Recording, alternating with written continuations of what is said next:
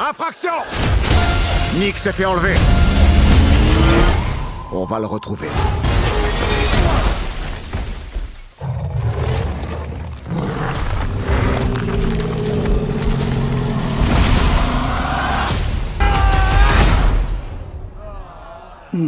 Intéressant. À mon tour!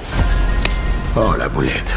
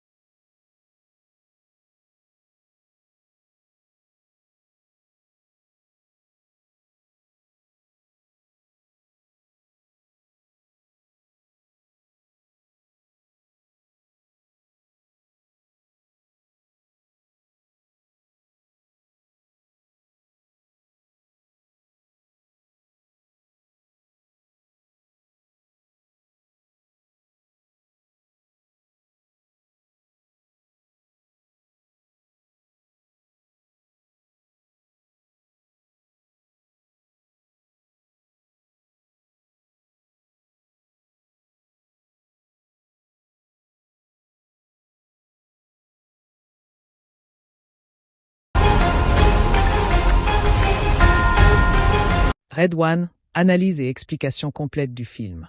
Voici des analyses et explications complètes du film Red One, développées à partir des informations disponibles et d'une réflexion interne sur l'œuvre. Ce film, présenté comme un blockbuster de Noël, offre un terrain d'étude fascinant sur les mécaniques de l'industrie hollywoodienne contemporaine. Le film Red One s'inscrit dans une logique de production à haut risque, avec un budget colossal qui en fait immédiatement un objet cinématographique sous très haute pression. Cette enveloppe financière énorme pour un film de Noël crée une attente démesurée, tant en termes de spectacle pur que de résultats au box-office. On perçoit ici la volonté des studios de créer un événement annuel, une nouvelle franchise potentielle mêlant action, comédie et esprit festif. L'ambition derrière Red One semble avoir été de moderniser radicalement le mythe de Noël, de le transposer dans un univers contemporain et high-tech. Ce n'est plus simplement l'histoire d'un vieil homme en rouge distribuant des cadeaux, mais celle d'une organisation complexe, presque une agence de renseignement magique, qui doit protéger un secret et une tradition menacée. Ce postulat est intéressant et révélateur d'une époque où la fantaisie doit souvent se justifier par des systèmes logistiques crédibles. Le personnage de Callum Drift, interprété par Dwayne Johnson, incarne cette tension entre tradition et modernité. Chef de la sécurité du Père Noël, il est le pont entre la magie ancestrale et les impératifs de protection d'un monde dangereux. Son arc narratif, centré sur une désillusion face à la méchanceté humaine, tente d'apporter une profondeur philosophique à un film qui se veut avant tout divertissant. Sa lassitude reflète peut-être une certaine fatigue du héros invincible, un désir de retraite bien mérité qui fait écho à des thématiques plus adultes. En face de lui, Jack O'Malley, joué par Chris Evans, représente l'antithèse ordonnée de Callum. Le hacker charismatique et égoïste est une figure de l'individualisme moderne, classé sur la fameuse liste des méchants. Sa quête de rédemption passe par la reconnexion avec son fils, injectant dans le scénario une dimension familiale et émotionnelle censée toucher le cœur du spectateur. La dynamique de duo flic-truand forcé de collaborer est un classique du cinéma d'action, et son application à l'univers de Noël est l'une des idées centrales du film. L'antagoniste, Grilla, tiré du folklore nordique, est un choix pertinent pour complexifier la mythologie de Noël au-delà du simple bien contre le mal. Son projet de punition collective, via l'emprisonnement dans des boules à neige, peut être lu comme une métaphore des dangers de l'absolutisme moral. Vouloir purifier le monde en éliminant toute trace de méchanceté est un désir totalitaire qui s'oppose à l'esprit de pardon et de seconde chance souvent associé à Noël. Malheureusement, ce potentiel narratif semble sous-exploité, le personnage restant souvent en surface. L'univers étendu présenté dans Red One, avec des organisations comme le MORA, gérant les créatures mythologiques, ou l'ELF, est probablement son aspect le plus inventif. Cela évoque des œuvres comme Men in Black ou Pacific Rim, où le merveilleux est institutionnalisé, bureaucratisé. Cette administration de la magie est un concept riche qui pourrait soutenir tout un cinéma partagé, mais il sert ici principalement de décor à une quête assez linéaire. La réalisation de Jake Kasdan, habitué aux blockbusters familiaux comme Jumanji, apporte un savoir-faire certain en matière de rythme et de séquences d'action accessibles. Cependant, le ton du film semble hésiter constamment. Cherche-t-il à émerveiller les enfants, à faire rire les adolescents avec des répliques et des combats, ou à émouvoir les parents avec la trame père-fils? Cette indécision est souvent fatale à la cohérence de l'ensemble. Les scènes d'action, bien que nombreuses, manquent parfois de relief et d'identité visuelle forte. La fameuse scène du Krampus-Schlapp, le combat de gifle contre Krampus, résume bien cette ambiguïté. Elle est à la fois absurde, physique et comique, mais elle peut décontenancer par son manque de prise de position claire sur le genre qu'elle incarne. Est-ce une parodie, un hommage, ou une simple séquence divertissante? Les effets spéciaux, point noir souligné par de nombreuses critiques, posent question. Pour un budget aussi astronomique, la qualité parfois médiocre des images de synthèse, notamment sur le traîneau volant, interroge sur la gestion des ressources et les possibles turbulences en post-production. Dans un film qui vend du rêve et de la magie, la faiblesse des effets brise l'immersion et renvoie cruellement à la nature artificielle de l'entreprise. La relation entre Callum et Jack est le moteur censé entraîner le film. Pourtant, l'alchimie entre Dwayne Johnson et Chris Evans, deux acteurs pourtant charismatiques, ne semble pas avoir pris. Chacun joue dans son registre attendu, Johnson en garde du corps stoïque et physiquement impressionnant, Evans en charmeur espiègle au cœur d'or. Leur interaction manque de cette étincelle, de cette complicité conflictuelle qui fait les grands duos cinématographiques. On a l'impression de voir deux stars partager l'écran plus que deux personnages tisser un lien. Le Père Noël de J.K. Simmons, bien que chaleureux et crédible en figure d'autorité bienveillante, souffre d'un problème structurel. Il est kidnappé très tôt et absent de la majeure partie de l'intrigue. Son rôle se limite donc à être un MacGuffin, un objet de quête, ce qui est dommageable pour un personnage aussi central dans la symbolique du film. On aurait aimé le voir davantage interagir avec le monde qui l'influence. La thématique de la foi, centrale dans un film de Noël, est traitée de manière littérale et métaphorique. Callum perd sa foi en l'humanité, Jack a perdu la foi en lui-même en tant que père, et le monde semble avoir perdu la foi en la magie simple de Noël. Le film tente de restaurer cette foi à travers l'aventure, en montrant que la magie existe mais qu'elle doit être défendue activement, parfois avec des points et des gadgets high-tech. C'est une vision intéressante, mais qui peut paraître paradoxale. Doit-on vraiment militariser la magie pour la préserver? Le design de l'atelier du Père Noël et des différents lieux magiques montre cette fusion entre tradition et technologie. On passe des ateliers de lutin classiques à des centres de contrôle holographique, des écuries pour les rennes à des hangars contenant des véhicules spéciaux. Cette esthétique Noël 2.0 cherche sans doute à rajeunir l'image du mythe, mais elle risque aussi de lui faire perdre son charme désuet et intemporel, qui est une part essentielle de sa magie. Le scénario de Chris Morgan, scénariste habitué des Fast and Furious, applique la formule éprouvée de la famille de sang ou de cœur qui se soude face à l'adversité. Ici, la famille est celle que forment Callum, Jack, et par extension tous ceux qui croient en l'esprit de Noël. La fin, qui voit sans doute le trio héroïque célébrer ensemble, va dans ce sens. C'est une conclusion rassurante et conforme au code du genre, mais qui manque peut-être de surprise. La musique et la direction artistique ont un rôle crucial pour installer l'ambiance de Noël. Les compositions doivent sans doute mêler des thèmes orchestraux grandioses typiques des blockbusters à des mélodies plus traditionnelles de Noël.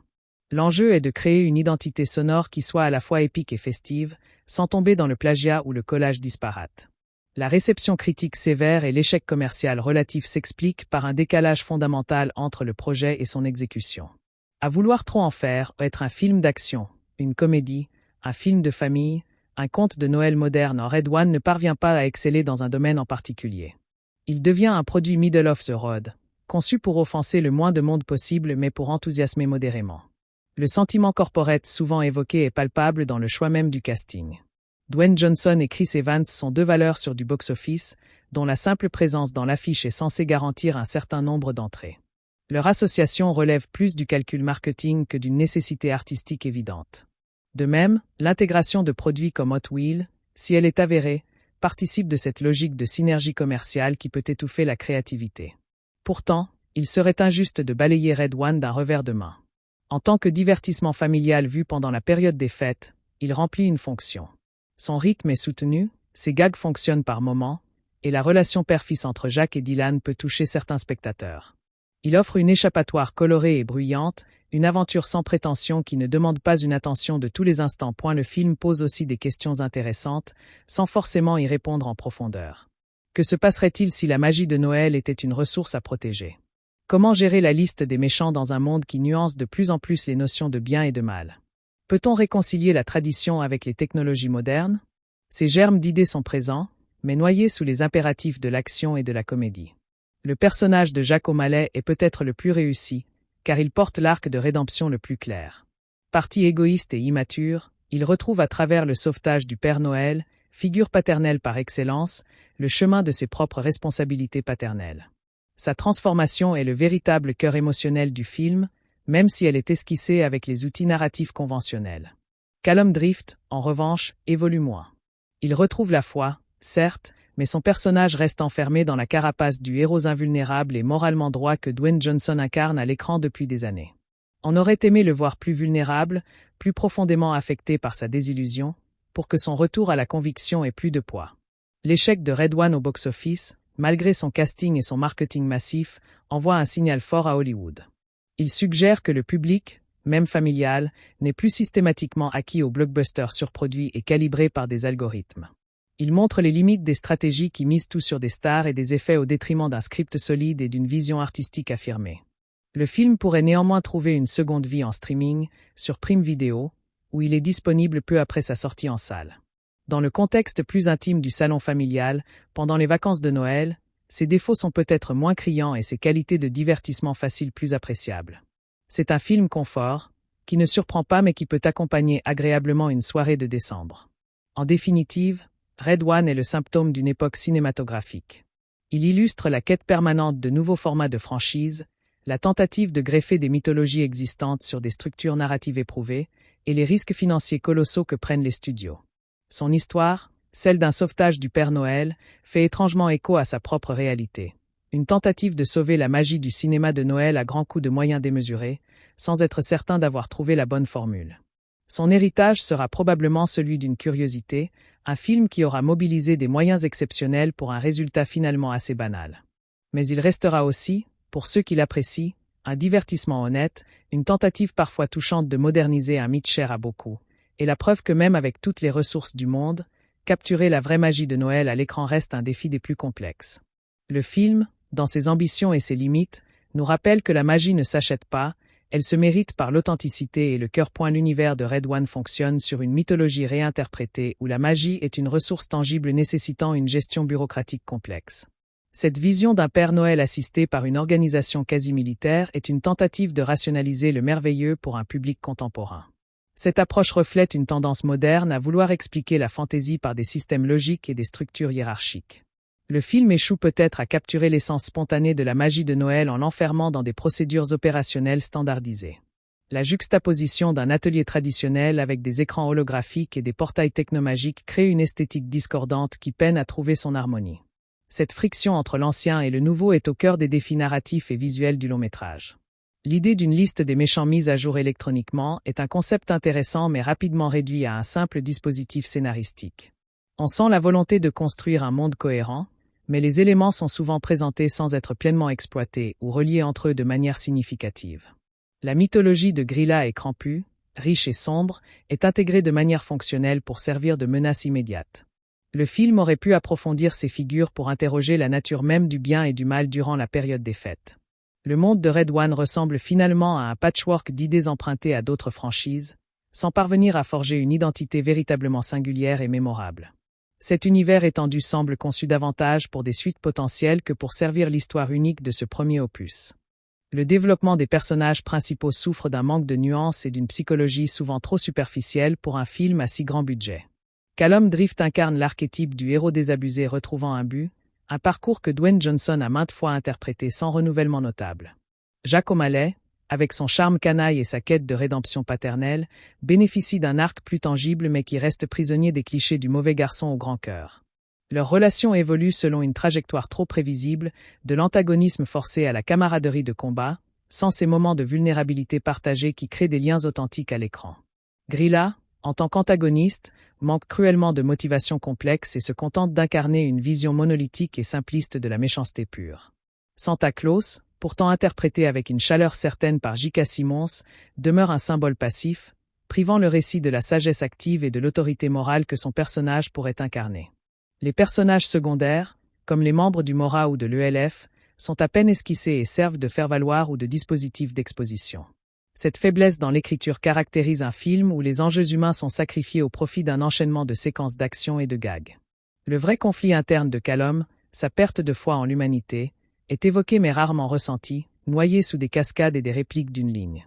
Le parcours de Jack vers son fils aurait pu constituer la colonne vertébrale émotionnelle du film, mais il est souvent relégué au second plan par la quête principale. Finalement, les personnages de Red One paraissent moins comme des individus à part entière que comme les porteurs standardisés de fonctions narratives nécessaires au déroulement d'un plan marketing bien rodé. Le traitement de l'antagoniste et de ses motivations révèle une occasion manquée d'enrichir considérablement la thématique centrale du film. Grilla, issue d'un folklore riche et effrayant, est réduite à une méchante classique désirant un monde parfait par la punition. Son plan d'emprisonner les méchants dans des boules à neige pourrait être une métaphore puissante sur les dangers de l'idéalisme puriste et de la justice sans nuance. Pourtant, le scénario n'explore jamais les implications philosophiques de son projet, ni ne lui donne une profondeur tragique qui pourrait en faire un adversaire mémorable. Elle représente une menace générique, dont les pouvoirs et les limites sont définis de manière vague pour servir les besoins immédiats de l'intrigue. L'introduction de Krampus comme Spear renforce cette impression d'un bestiaire de méchant de conte utilisé de manière décorative plutôt que narrative.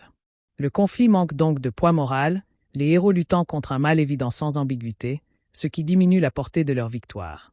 Une approche plus ambitieuse aurait pu montrer une Grilla dont les griefs envers l'humanité sont en partie légitimes, obligeant Callum et Jack à défendre une notion plus imparfaite et humaine de la rédemption. La sorcière d'hiver aurait pu incarner l'esprit d'un Noël rigoriste et punitif, s'opposant à l'esprit de générosité et de pardon de Santa. Cette dichotomie non exploitée laisse le récit dans un manichéisme simpliste qui ne correspond pas à la complexité du monde adulte que le film prétend par ailleurs intégrer. L'antagoniste reste ainsi un obstacle fonctionnel, dont la défaite rétablit un statu quo magique sans réellement répondre aux questions qu'elle soulève implicitement. La dynamique entre les deux protagonistes, cœur supposé du film, peine à convaincre en raison d'une alchimie limitée et d'un script qui ne leur offre pas de scènes de dialogue véritablement fondatrices. Le duo flic-truand est un pilier du cinéma d'action, mais il nécessite un contraste aiguisé et une évolution progressive de la méfiance vers le respect mutuel. Ici, les interactions entre Callum, rigide et procédurier, et Jack, espiègle et chaotique, reposent trop sur des oppositions de surface et des blagues qui tombent souvent à plat. On ne perçoit pas la construction patiente d'un partenariat où chacun apporte à l'autre une perspective qui lui manque. Leurs compétences respectives, sécurité physique contre hacking, sont déployées de manière segmentée plutôt que fusionnées de façon inventive pour résoudre les problèmes. Le manque de chimie palpable entre Dwayne Johnson et Chris Evans, pourtant charismatiques individuellement, transforme leur association en un simple partage d'écran contractuel. Le film néglige les moments de calme où les personnages pourraient se révéler au-delà de leurs archétypes, préférant enchaîner les péripéties. La relation n'atteint jamais la profondeur ou la complicité qui font les duos légendaires, restant une simple juxtaposition de deux stars jouant leurs personnages habituels. Cette faiblesse centrale prive le film de son moteur émotionnel principal, faisant reposer tout l'intérêt sur un plot extérieur qui n'est pas assez captivant pour compenser. Leurs rédemptions respectives, notamment celle de Callum retrouvant la foi, auraient dû être intimement liées à leur lien naissant, mais elles semblent se produire en parallèle. En fin de compte, on ne croit pas pleinement qu'ils deviennent une équipe soudée, ce qui affaiblit considérablement la satisfaction narrative du climax. Les thèmes du film, ambitieux sur le papier, sont traités avec une légèreté qui les empêche de résonner durablement avec le spectateur. La perte de foi en l'humanité est un sujet profond, mais il est évoqué par des dialogues explicatifs plutôt que démontré par des situations narratives puissantes ou des choix moraux difficiles. La rédemption à travers la famille est un classique efficace, mais son traitement ici manque de subtilité, reposant sur des flashbacks ou des appels vidéo trop conventionnels pour émouvoir véritablement. Le conflit entre la magie traditionnelle et un monde cynique et high-tech est surtout illustré par des décors et des gadgets, sans être interrogé de manière critique dans le scénario. Le film pose la question de la croyance dans un âge incrédule, mais y répond par la simple existence vérifiable du Père Noël, évacuant ainsi la dimension spirituelle ou métaphorique de la foi. La notion de « liste des méchants » ouvre des débats fascinants sur le jugement, le pardon et la possibilité de changer, mais le récit l'utilise simplement comme un système de classement à hacker ou à combattre. Les thèmes sont ainsi comme des décorations de Noël accrochées à l'arbre de l'intrigue, visibles et colorées, mais sans être intégrées à la sève même de l'histoire. Le film veut à la fois célébrer l'esprit festif et proposer une critique sociale légère, sans jamais s'engager pleinement dans aucune de ces directions. Cette indécision thématique contribue à l'impression d'un produit lisse et inoffensif, qui évite soigneusement toute prise de position pouvant diviser son public cible large. Les concepts intéressants sont ainsi dilués pour servir un divertissement consensuel, laissant le spectateur avec une impression de superficialité malgré l'envergure apparente du propos. La réalisation et le style visuel de Red One témoignent d'une compétence technique certaine, mais aussi d'un manque criant de vision artistique distinctive et d'audace esthétique. Jake Kasdan dirige les séquences d'action avec une clarté géographique et un rythme efficace, empruntant directement au code des blockbusters qu'il a déjà pratiqués. Cependant, l'ensemble manque d'une signature visuelle, d'un grain, d'une palette de couleurs ou d'un style de montage qui permettrait d'identifier le film au premier coup d'œil. L'esthétique fluctue entre le conte de fées illuminé et le film d'espionnage technologique sans parvenir à créer une fusion harmonieuse et nouvelle. Les plans sont souvent fonctionnels, servant à montrer l'action ou les décors, mais rarement à suggérer une émotion ou un point de vue particulier sur les événements. Le traitement des éléments magiques, comme le traîneau volant ou les pouvoirs de Grilla, manque de poésie et de sens de l'émerveillement, les réduisant à des effets numériques souvent médiocres. La direction d'acteurs semble se limiter à laisser les stars faire ce qu'elles savent faire, sans chercher à en tirer des performances différentes ou plus nuancées.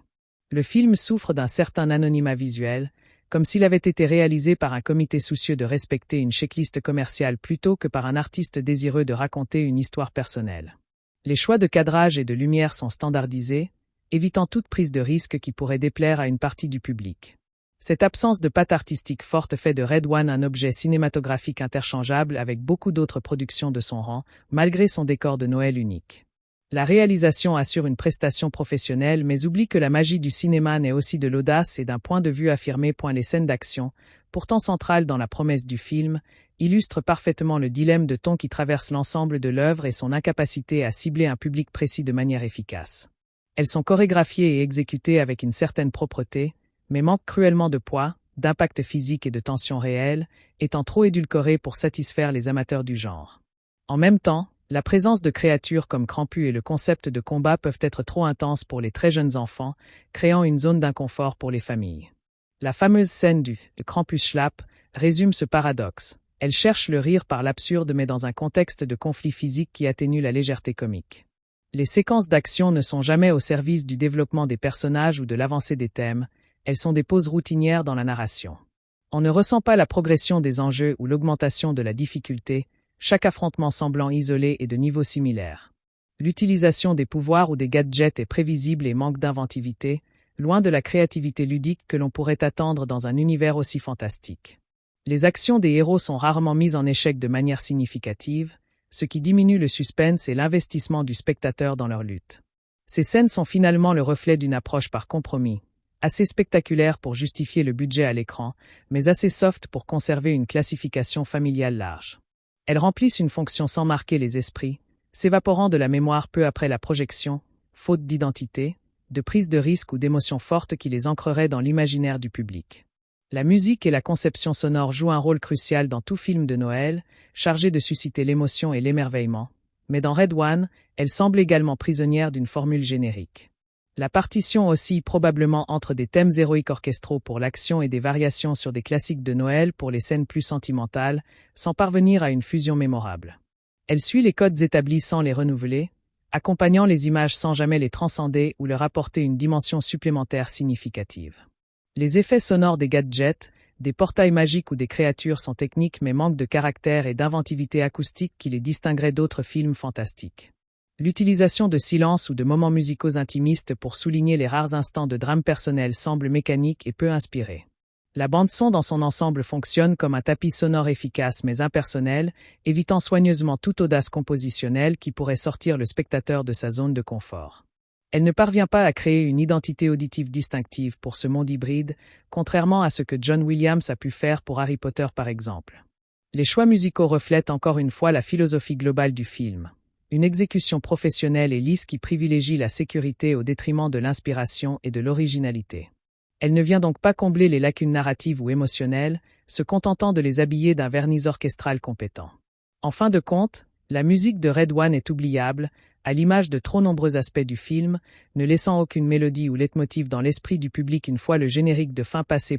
La réception critique sévère et l'accueil public plus clément créent un fossé significatif qui mérite analyse, car il révèle des attentes et des modes de consommation du cinéma profondément divergents. Les critiques, évaluant l'œuvre selon des canons artistiques, narratifs et techniques, ont pointé son manque d'originalité, sa construction algorithmique et son échec à exploiter son potentiel malgré des ressources colossales. Le public familial, en revanche, cherchant avant tout un divertissement facile et festif pour les fêtes, a pu passer outre ses défauts pour apprécier le rythme, l'humour et le sentiment chaleureux final. Ce décalage illustre la tension permanente dans le cinéma grand public entre la vision de l'auteur et les impératifs du produit de consommation, entre l'art et le commerce. Red One a visiblement été conçu et jugé comme un produit avant tout, ce qui explique la colère des critiques face à un gaspillage de moyens et l'indulgence d'une partie du public satisfaite du service rendu. Le score élevé des spectateurs sur certaines plateformes peut aussi s'expliquer par le phénomène de la « bulle de Noël », où la bienveillance et le désir de magie influencent positivement la perception d'une œuvre visionnée en période festive. Ce fossé pose une question essentielle. Un film comme celui-ci, qui remplit sa fonction de divertissement saisonnier pour une large audience, doit-il être jugé à l'aune des mêmes critères qu'un film d'auteur ? Le cas de Red One montre que la réponse n'est pas simple et que le paysage cinématographique actuel accueille, souvent dans la même œuvre, un échec artistique et un succès fonctionnel relatif, selon le point de vue que l'on adopte pour l'évaluer. L'échec commercial relatif du film, malgré un marketing massif et un casting de stars, envoie un signal fort à l'industrie sur les limites d'une certaine formule hollywoodienne éculée. Il démontre que le public, même familial, n'est plus systématiquement dupé par l'alchimie apparente d'un budget énorme et de têtes d'affiches célèbres réunies de manière artificielle. Les spectateurs sont de plus en plus en quête d'authenticité, de récits bien écrits et de personnages auxquels s'attacher, des qualités que les algorithmes et les tests de focus group ne peuvent pas garantir seuls. Le film a sans doute souffert de la comparaison avec des classiques de Noël intemporels, qui reposent souvent sur des budgets modestes mais une sincérité et une inventivité bien plus grandes. Il entre aussi en compétition avec une offre de divertissement domestique pléthorique, où un film doit offrir une expérience réellement unique ou qualitative pour justifier un déplacement en salle.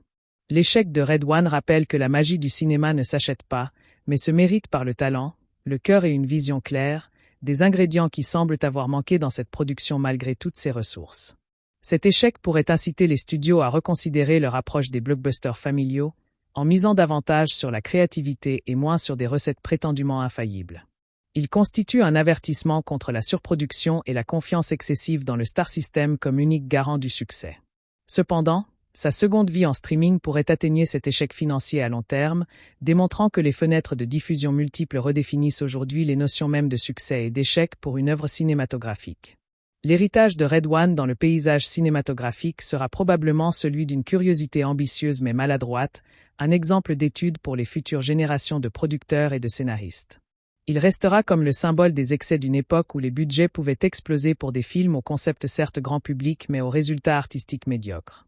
Son cas sera cité dans les discussions sur les risques du film par comité et sur la difficulté de transposer la magie simple et intime de Noël dans le format bruyant et spectaculaire du blockbuster moderne. Il pourrait aussi marquer un tournant dans la carrière de ses participants, les incitant peut-être à choisir des projets plus personnels ou mieux écrits à l'avenir. Pour le public, il deviendra sans doute un film de Noël mineur, que certains redécouvriront par curiosité sur les plateformes, sans jamais atteindre le statut de classique annuel incontournable. Son univers étendu, malgré ses défauts, pourrait inspirer des développements dans d'autres médias, comme des séries d'animation ou des romans, où ses idées auraient peut-être plus d'espace pour s'épanouir. Red One restera finalement un objet cinématographique fascinant à analyser, non pour ses qualités intrinsèques, mais pour ce qu'il révèle des mécanismes, des tensions et des erreurs de jugement de l'industrie du divertissement contemporaine. Il témoigne de la quête permanente, et souvent vaine, de capturer la magie insaisissable de Noël à coups de millions de dollars et d'effets numériques, oubliant que cette magie réside avant tout dans des histoires humaines, sincères et bien racontées. L'ambition première de Red One semble résider dans sa tentative de réinvention des codes du film de Noël en les hybridant avec ceux du blockbuster d'action moderne. Cette fusion audacieuse, bien que conceptuellement intrigante, bute rapidement sur des incompatibilités structurelles qui empêchent la création d'un ton unifié et convaincant. Le film aspire à la fois à la chaleur nostalgique des contes de fête et à l'adrénaline froide des suites de missions périlleuses, résultant en une oscillation constante qui désoriente le récit. Cette indécision fondamentale se répercute sur chaque aspect de la production, des dialogues au choix de mise en scène, créant une expérience de visionnage fragmentée. L'univers proposé, où la magie est administrée par une bureaucratie high-tech, constitue une métaphore involontaire des contradictions du projet lui-même, un désir de merveilleux systématiquement rationalisé et désamorcé. Le scénario, au lieu de trouver l'équilibre subtil entre émerveillement et suspense, alterne mécaniquement entre séquences de comédie légère et affrontements spectaculaires sans lien émotionnel organique. Cette absence de colonne vertébrale narrative cohérente trahit une vision artistique diluée par des impératifs commerciaux trop nombreux, chacun tirant le film dans une direction différente. Le résultat final évoque moins la magie de Noël que le fonctionnement d'une chaîne de montage calibrée pour plaire à tous les démographiques, satisfaisant finalement peu de spectateurs de manière pleine et entière. L'écriture des personnages principaux souffre d'un manque de finesse psychologique qui les confine à des archétypes sans véritable épaisseur. Callum Drift est présenté comme un héros désabusé, mais sa désillusion semble plus une posture de scénario qu'un traumatisme authentiquement exploré, ses doutes se dissipant au gré des nécessités de l'intrigue. Jack O'Malley, bien que porteur d'un arc de rédemption plus tangible, évolue selon une trajectoire trop prévisible, où ses facettes de père absent et de génie du chaos s'estampent rapidement devant les impératifs de l'action. Leur relation, censée être le moteur du film, manque cruellement des petites scènes de connivence ou de conflits qui bâtissent une camaraderie crédible à l'écran. L'antagoniste, Grilla, incarne une menace générique dont les motivations, pourtant potentiellement intéressantes, sont exposées de manière didactique sans être incarnées par une performance ou des choix narratifs nuances. Santa Claus lui-même, réduit à l'état de MacGuffin précieux, est privé de toute agency, son symbolisme affectif étant invoqué mais jamais réellement mis à profit pour approfondir les thèmes du film. Les personnages secondaires, qu'il s'agisse des membres de l'ELF ou des créatures mythologiques, sont à peine esquissés, servant de figurants dans un univers qui manque pourtant singulièrement de vie. Cette superficialité caractérise une approche où le star system prime sur la construction narrative, les acteurs étant présents pour leur aura plus que pour incarner des rôles aux contours bien définis. Le parcours émotionnel des protagonistes est ainsi balisé de signaux conventionnels, regards entendus, dialogues explicatifs, sans être tissés dans la matière même de l'aventure. En conséquence, les résolutions sentimentales, notamment celles concernant la relation père-fils, procurent une satisfaction minimale, obtenue par conformisme générique plutôt que par un investissement authentiquement gagné. La conception de l'univers et du world-building révèle une imagination fertile mais appliquée de manière inégale et parfois contradictoire. L'idée d'une infrastructure secrète gérant la magie de Noël, mêlant atelier traditionnel et centre de contrôle futuriste, possède un potentiel visuel et narratif indéniable.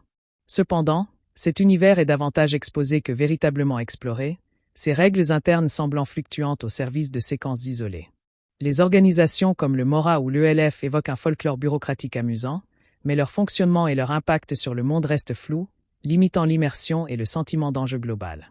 La mythologie étendue, empruntant à divers folklores européens, donne l'impression d'un catalogue d'idées plutôt que d'un écosystème cohérent et interconnecté. Le design des décors et des technologies, bien que manifestement coûteux, oscille entre le clinquant générique et le pastiche d'autres franchises, sans parvenir à forger une identité visuelle distinctive et mémorable. Cet univers semble construit en silos. Un lieu pour l'action, un autre pour la comédie, un troisième pour le sentimentalisme, sans fluidité organique entre eux.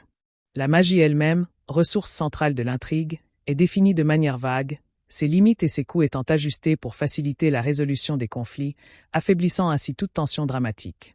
Le manque de cohérence interne dans la présentation de ce monde fantastique empêche le spectateur de s'y projeter pleinement et d'en accepter les prémices avec cette suspension consentie de l'incrédulité qui est la clé de tout récit de fantasy. Finalement, le world-building de Red One ressemble à une façade impressionnante mais creuse, une promesse de richesse narrative non tenue, réduisant un concept ambitieux à un simple décor interchangeable pour une aventure conventionnelle. La réalisation de Jake Kasdan, bien que techniquement compétente, manque singulièrement de personnalité et d'ambition artistique, appliquant une grammaire visuelle éprouvée sans y insuffler de souffle nouveau. Le découpage des séquences suit des schémas prévisibles, privilégiant la clarté narrative au détriment de l'inventivité, de la surprise ou de la poésie.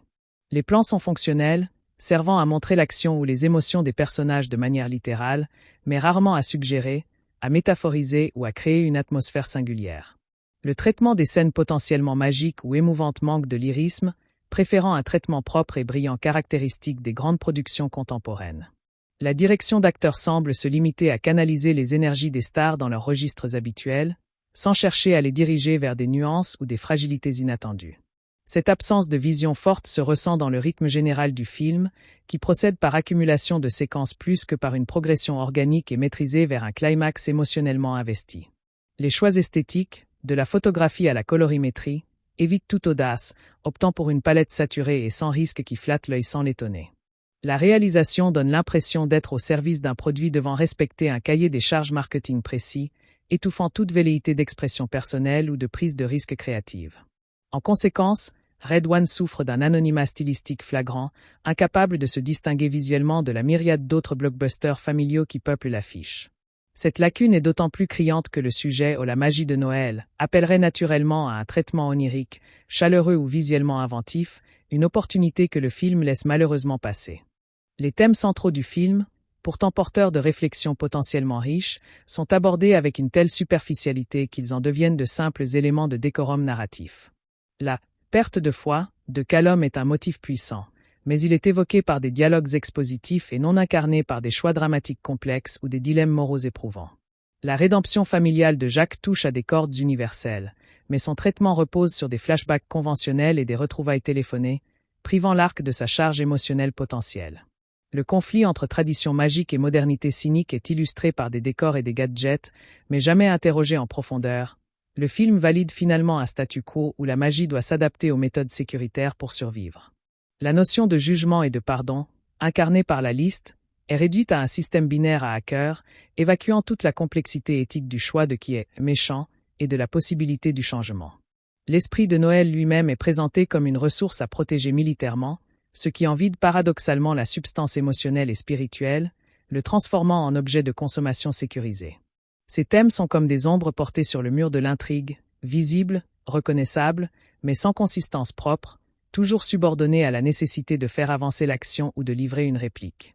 Le film évite soigneusement de s'engager dans une réflexion qui pourrait diviser ou alourdir le divertissement, préférant effleurer des idées profondes avant de se replier rapidement vers le territoire sur du spectacle.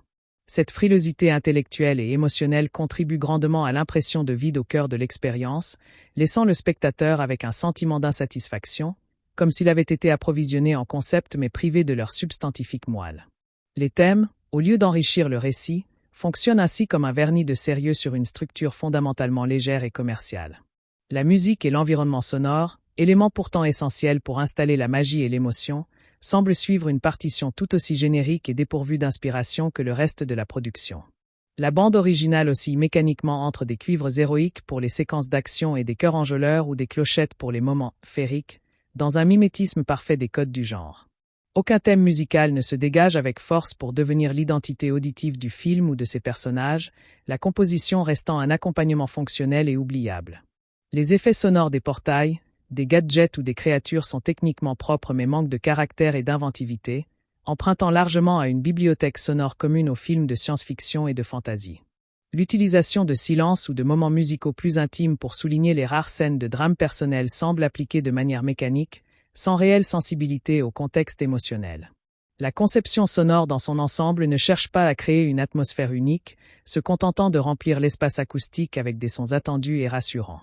Elle ne compense aucunement les faiblesses narratives, ne sublime pas les images, et ne parvient pas à insuffler cette couche supplémentaire de rêve ou de tension qui distingue les grandes œuvres populaires. Comme pour la réalisation, on sent que les choix ont été guidés par une recherche de sécurité et de conformité aux standards du blockbuster familial, étouffant toute velléité d'originalité auditive. La bande-son de Red One est donc le reflet parfait de l'ensemble. Professionnelle, coûteuse, mais profondément anonyme et incapable de marquer les esprits ou de toucher le cœur par des moyens purement musicaux. Elle s'évapore de la mémoire immédiatement après le visionnage, n'ayant jamais réussi à s'ancrer dans l'imaginaire de l'auditeur. Le fossé entre la réception critique et l'accueil d'une partie du public est un phénomène sociologique intéressant qui dépasse le cas de Red One pour interroger notre rapport contemporain au cinéma de divertissement. Les critiques, armés de grilles d'analyse artistique et technique, ont déploré le manque d'ambition créative, la construction algorithmique du scénario et le gaspillage de ressources au service d'un produit sans âme. Une partie du public, en revanche, abordant le film comme un simple objet de loisir saisonnier, a pu faire abstraction de ses défauts structurels pour se concentrer sur son rythme, ses gags et son final optimiste. Ce décalage illustre la tension permanente entre le cinéma conçu comme un art, soumis à des critères d'originalité et de cohérence, et le cinéma envisagé comme un produit de consommation, évalué à l'aune de sa capacité à divertir passivement pendant un temps donné. Red One est l'archétype du film conçu pour ce second marché, ce qui explique la sévérité des premiers et l'indulgence relative des seconds. Le contexte de visionnage à la période de Noël joue également un rôle crucial, une atmosphère de bienveillance et de recherche de légèreté pouvant temporairement élever la perception d'une œuvre médiocre. Ce fossé pose une question fondamentale sur la légitimité des critères d'évaluation. Un film qui remplit efficacement sa fonction de divertissement léger et saisonnier doit-il être jugé avec la même rigueur qu'une œuvre prétendant à une portée artistique ? Red One, en échouant selon les premiers standards mais en réussissant partiellement selon les seconds, incarne cette dichotomie moderne et la difficulté croissante à définir ce qui constitue un « bon » film dans le paysage culturel actuel, saturé de contenus aux objectifs divers. L'échec commercial relatif de Red One, malgré un marketing omniprésent et un casting de premier plan, constitue un signal d'alarme pour l'industrie hollywoodienne sur la volatilité des recettes garanties. Il démontre que la formule éprouvée, star plus concept high concept plus effet visuel massif, n'est plus une assurance tout risque, face à un public de plus en plus capable de discerner l'authenticité du calcul marketing. Cet échec suggère une lassitude potentielle envers les films trop visiblement assemblés par comité, manquant de cette étincelle de sincérité ou de folie créative qui crée les succès durables. Le film a sans doute pâti de la comparaison inconsciente avec des classiques de Noël au charme artisanal et au cœur palpable, dont le budget modestie était compensé par une forte identité et une réelle affection pour ses personnages. Dans l'économie actuelle du divertissement, où les spectateurs ont le choix entre une infinité de contenus à domicile, se déplacer en salle nécessite la promesse d'une expérience exceptionnelle, une promesse que Red One, dans sa généricité, n'a pas su tenir. Cet échec pourrait inciter les studios à reconsidérer leur approche des blockbusters familiaux, en rééquilibrant la balance entre investissement technique et investissement dans l'écriture et le développement des personnages. Il rappelle, s'il en était besoin, que l'élément le plus spécial des effets spéciaux reste une histoire bien racontée et des émotions authentiques. Cependant, la vie secondaire du film en streaming pourrait atténuer cet échec financier à moyen terme, illustrant comment les nouvelles fenêtres de diffusion complexifient la notion même de rentabilité et de succès pour une œuvre cinématographique aujourd'hui. L'héritage à long terme de Red One dans le paysage culturel sera probablement celui d'une curiosité, un cas d'école des ambitions démesurées et des pièges de la production blockbuster contemporaine. Il restera comme un exemple de la difficulté à transposer la magie intime et personnelle de Noël dans le format bruyant et coûteux du film à grand spectacle, un défi que peu de productions ont relevé avec succès. Son cas pourra être étudié dans les écoles de cinéma pour illustrer les dangers du développement par comité, de la dilution artistique et de la surconfiance dans le star system au détriment du scénario. Pour les carrières de ses principaux artisans, il pourrait marquer un point d'inflexion, les incitant à sélectionner des projets plus risqués ou plus personnels par la suite, en réaction à cette expérience. Au sein du canon des films de Noël, il occupera une place mineure, peut-être redécouvert de temps à autre par des cinéphiles curieux, mais sans jamais atteindre le statut de classique annuel chéri par les familles. L'univers qu'il esquisse, malgré ses défauts, pourrait trouver une vie seconde dans d'autres médias aux bandes dessinées, jeux vidéo, séries animées, où ses idées sous-exploitées auraient l'espace pour se développer plus richement. Finalement, Red One restera comme un objet cinématographique fascinant non pour ce qu'il est, mais pour ce qu'il représente, une tentative coûteuse et ratée de capturer une magie insaisissable par des moyens purement industriels, et un rappel que le cœur et l'invention demeurent les ingrédients irremplaçables de toute histoire qui aspire à toucher durablement son public. Il témoigne, en creux, de la soif persistante pour des récits de Noël authentiques, une soif qu'il n'a pas su étancher. L'architecture narrative de Red One s'effondre sous le poids de ses ambitions contradictoires, tentant de servir une mythologie familiale tout en adoptant les oripeaux usés du buddy movie d'action. Cette dissonance fondamentale empêche le film de trouver un ton stable, oscillant sans grâce entre la leçon de morale édifiante et la séquence de poursuites frénétiques. Le scénario semble naviguer à vue, connectant des 7 pièces spectaculaires par des dialogues purement fonctionnels qui exposent la mythologie plus qu'ils ne la font vivre. L'intrigue de kidnapping, bien que servant de moteur, manque d'urgence palpable, les enjeux mondiaux étant évoqués mais rarement ressentis à une échelle humaine ou émotionnelle. Les péripéties s'enchaînent selon une logique de facilité, avec des solutions technomagiques apparaissant exactement au moment où le récit s'enlise, affaiblissant tout sentiment de tension ou de péril réel. La quête des héros manque de cette progression organique où chaque échec les enrichit et chaque victoire est chèrement acquise, tout leur étant finalement concédé sans véritable lutte intérieure. La structure en 3 actes est si rigide et prévisible qu'elle annihile toute possibilité de surprise, confinant l'expérience à un parcours de montagne russe parfaitement balisé et sans frisson. La résolution finale, rétablissant un statu quo magique, semble aussi mécanique que le déclenchement de la crise, fermant la boucle narrative sans laisser d'écho ou de questionnement durable dans l'esprit du spectateur. Le récit de Red One fonctionne ainsi comme un système fermé et stérile, dépourvu de cette part d'imprévu, de poésie ou de profondeur psychologique qui transforme une simple histoire en une expérience mémorable. L'interprétation des acteurs, malgré la puissance de feu staristique déployée, est entravée par des directives qui semblent les avoir cantonnés à une reproduction de leurs personnages publics les plus attendus. Dwayne Johnson incarne Callum Drift avec la carrure et le stoïcisme habituels, mais le rôle ne lui offre aucune faille, aucune vulnérabilité véritable qui permettrait de humaniser ce gardien de la magie. Chris Evans déploie le charme et l'autodérision qui ont fait son succès, mais le personnage de Jack O'Malley reste une esquisse, privé des nuances qui feraient de sa rédemption un voyage intérieur captivant. Leur alchimie à l'écran, élément crucial pour ce type de duo, peine à s'établir, chacun semblant jouer dans son propre registre sans parvenir à créer cette étincelle de complicité conflictuelle qui électrise les grands partenariats cinématographiques. Kiernan Shipka, en antagoniste, est contrainte à un surjeu mélodramatique qui frôle parfois le caricatural, faute d'un texte lui offrant des motivations complexes ou des moments de doute. J.K. Simmons apporte une chaleur bienvenue mais brève, son Père Noël étant réduit à une icône passive plutôt qu'à un participant actif de sa propre légende. Les performances semblent ainsi dirigées vers la confirmation d'attentes préétablies plutôt que vers la révélation de nouveaux aspects des comédiens ou la création de personnages inoubliables. Cette impression est renforcée par un jeu souvent tourné vers l'extérieur, soulignant les émotions par des expressions appuyées là où une plus grande retenue aurait pu créer de la subtilité. Les acteurs, visiblement à l'aise dans leurs rôles respectifs, ne sont jamais poussés dans leur retranchement, rendant leurs prestations professionnelles mais étrangement désincarnées.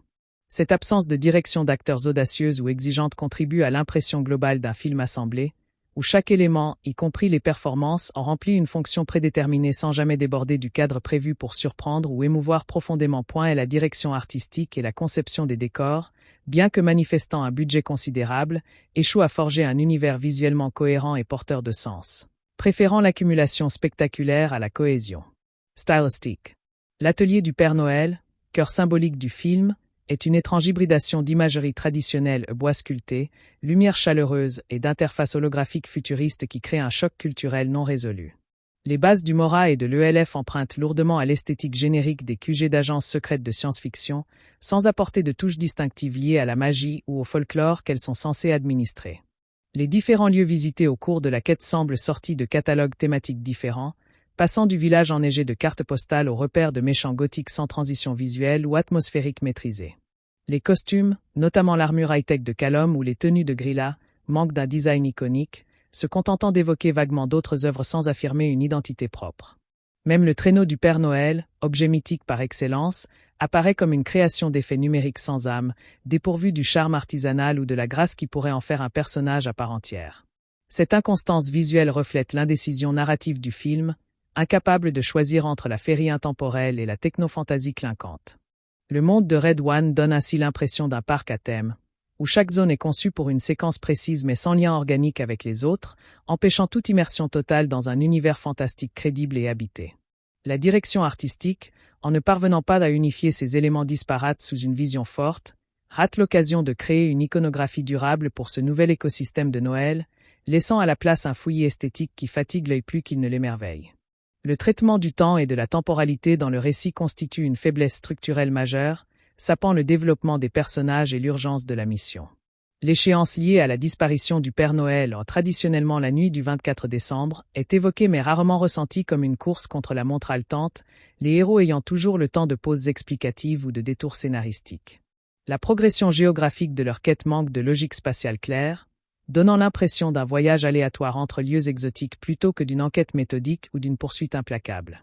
Le temps nécessaire à la formation de leur alliance, à l'exposition des règles du monde et à l'exécution du plan de sauvetage est comprimé de manière peu crédible, privant leur évolution de la lenteur nécessaire pour qu'elle paraisse authentique. Les flashbacks destinés à étoffer le passé de Jacques ou les doutes de Callum sont insérés de manière mécanique, rompant le rythme sans apporter de profondeur émotionnelle réelle. Le film semble ainsi exister dans un temps dramatique abstrait, où les durées sont élastiques au gré des besoins de l'intrigue, ce qui empêche le spectateur de s'ancrer dans une réalité tangible et de partager l'urgence des protagonistes. Cette maladresse dans la gestion du temps narratif contribue au sentiment d'artificialité et de distance, le spectateur restant un observateur extérieur plutôt qu'un participant embarqué dans une aventure aux conséquences immédiates. Le temps de Noël lui-même, période chargée de sens et d'émotion, n'est pas utilisé comme un ressort dramatique puissant, réduit à un simple décor temporel interchangeable. Cette incapacité à manipuler avec maestria la temporalité, élément pourtant crucial dans tout récit d'aventure à suspense, est symptomatique d'un scénario qui privilégie la séquence isolée à la construction d'un édifice narratif solide et implacable. Les dialogues de Red One tombent souvent dans le piège de l'exposition littérale ou du clin d'œil autoréférentiel, manquant de la finesse, du sous-texte et de l'esprit qui pourrait vivifier les personnages et leurs relations.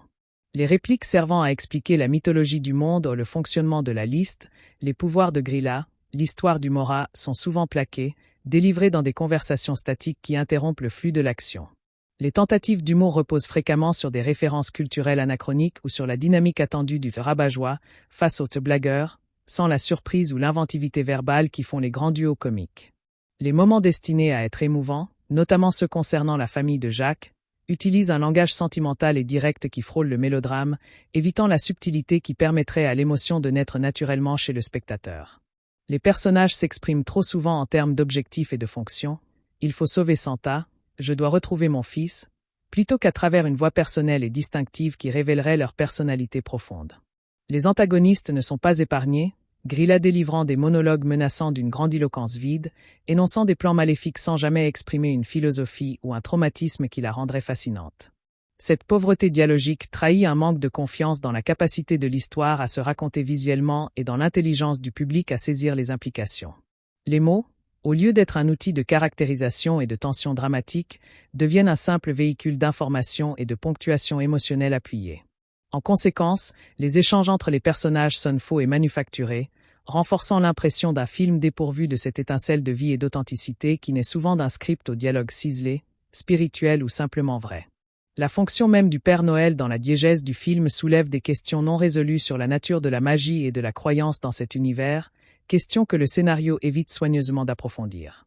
Santa est présenté comme une entité réelle, dont les pouvoirs sont liés à une source magique quasi-industrielle, gérée par une organisation. Cette matérialisation du mythe évacue complètement la dimension de la foi individuelle et du mystère, pilier de la tradition de Noël.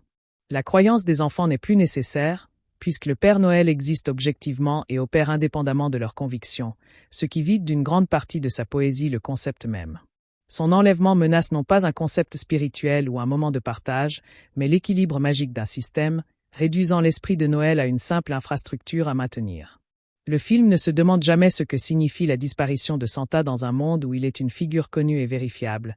Les conséquences évoquées sont physiques, plus de cadeaux, plus de magie, mais pas émotionnelle ou sociétale. Cette approche purement mécaniste du merveilleux est représentative d'une tendance moderne à vouloir tout expliquer, même la magie, la privant ainsi de son essence la plus précieuse, son irréductibilité à la logique. En faisant du Père Noël un administrateur en chef dont le rôle peut être compromis par une faille de sécurité, le film rate l'occasion d'explorer la pérennité des mythes et leur ancrage dans le cœur humain. Santa devient un objet, un trésor à récupérer, et non le symbole vivant d'une idée plus grande. Ce traitement superficiel du cœur même du mythe de Noël est peut-être l'une des plus grandes déceptions du film, trahissant une incompréhension fondamentale de ce qui rend cette figure intemporelle et universellement chérie, au-delà des cadeaux et des reines. L'utilisation des créatures du folklore, au-delà de Grilla, comme Krampus, relève davantage du caméo décoratif que d'une intégration significative à la mythologie du film. Ces figures, riches de sens dans leur culture d'origine, sont réduites à des obstacles ou des sbires au service de l'antagoniste, privées de leur contexte symbolique et de leur potentiel narratif. Krampus, traditionnellement le châtieur des enfants méchants, complément sombre de Saint-Nicolas, n'est ici qu'une brute musclée à affronter dans un combat physique absurde.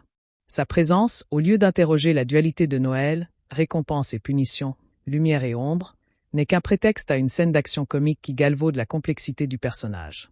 D'autres créatures potentiellement évoquées dans l'univers du Mora ne sont sans doute que des allusions visuelles ou des noms lancés, sans être explorés. Cette approche consumériste du folklore, pillant des mythologies pour leur valeur exotique immédiate sans respect pour leur substance, participe à l'appauvrissement du world building. Ces êtres ne font pas partie d'un écosystème mythologique cohérent. Ils sont des emprunts isolés, jetés dans le mélange pour ajouter de la couleur et de la menace sans effort d'intégration.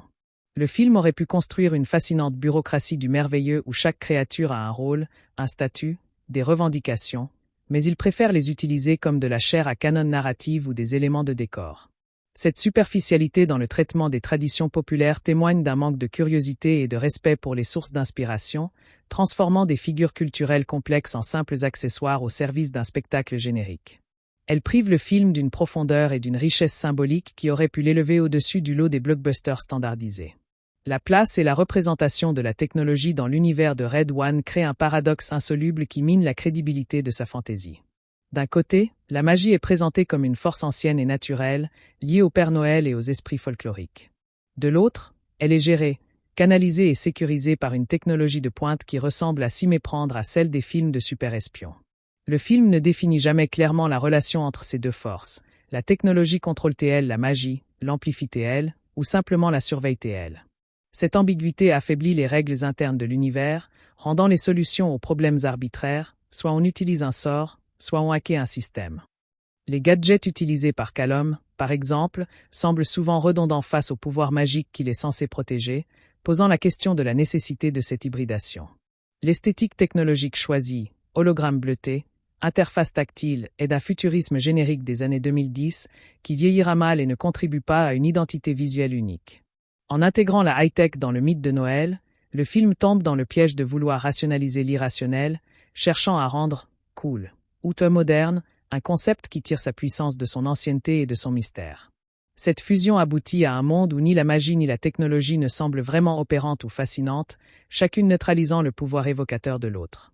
Le traîneau high-tech en est l'exemple parfait. Privé de l'élégance simple des traîneaux traditionnels, il devient un vaisseau anodin, un objet de FX sans âme. Ce choix narratif et visuel reflète une méfiance contemporaine envers la pure fantaisie, un besoin de l'ancrer dans une pseudo-science ou une logistique high-tech pour la rendre crédible à un public jugé cynique, un calcul qui se retourne ici contre l'émotion même que le film cherche à générer. Le traitement des sentiments familiaux, censé constituer le cœur émotionnel du film, est gâché par un excès de schématisme et un manque de moments authentiques et silencieux. La relation entre Jack et son fils Dylan est évoquée par des flashbacks conventionnels montrant des promesses non tenues et par des appels vidéo chargés de sous-textes trop explicites. Le film raconte la distance et le regret plutôt qu'il ne les montre, à travers des interactions subtiles et chargées de non-dits. La rédemption de Jack en tant que père est si étroitement liée à la réussite de la mission. Sauver Santa égale regagner l'amour de son fils, qu'elle en devient une transaction narrative simpliste, privée de la complexité des vraies relations humaines. La famille de Callum, si elle est mentionnée, reste un mystère, son engagement pour la « famille » du Père Noël servant de substitut vague à un développement personnel plus concret.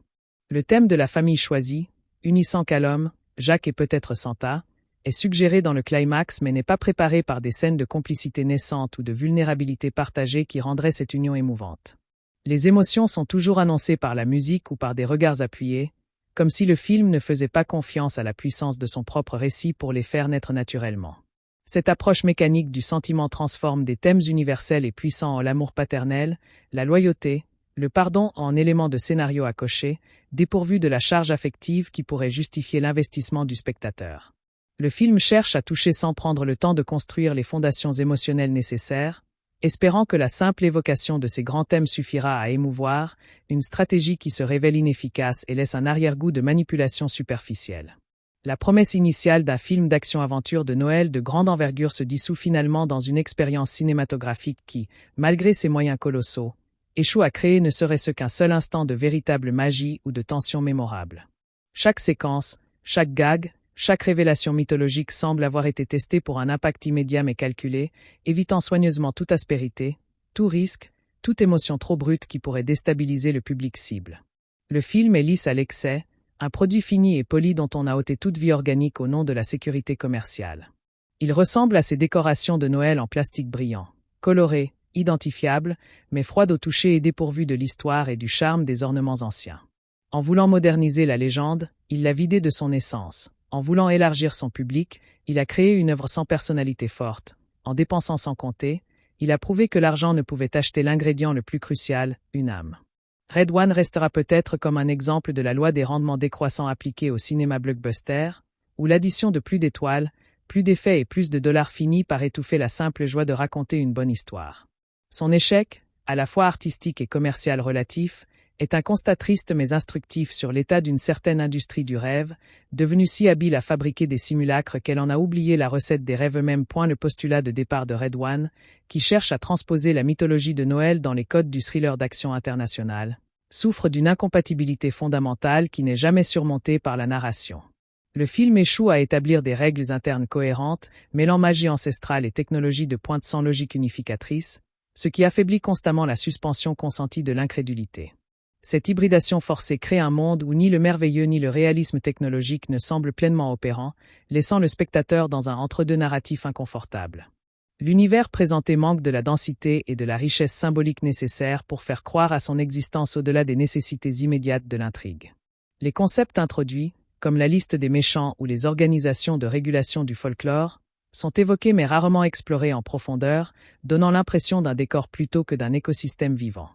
Le film ne prend jamais le temps de respirer pour permettre à cet univers de s'imposer par lui-même, préférant enchaîner les péripéties au détriment de l'immersion. Cette faiblesse dans le world building est d'autant plus dommageable que l'idée de départ possédait un potentiel évident pour renouveler le genre du film de fête. La construction narrative semble ainsi reposer sur des fondations fragiles, incapables de supporter le poids des ambitions spectaculaires et émotionnelles du projet. En définitive, l'univers de Red One reste une esquisse prometteuse mais inaboutie, qui n'atteint jamais la cohérence et la fascination d'une création fantastique majeure. La dynamique entre Callum Drift et Jack O'Malley, cœur supposé du film, est entravée par une écriture qui privilégie les stéréotypes de caractère aux dépens d'une évolution relationnelle subtile et crédible. Leur antagonisme initial, fondé sur des clichés opposant l'ordre au chaos, ne se transforme jamais en une alchimie complexe faite de respect gagné et de vulnérabilité partagée.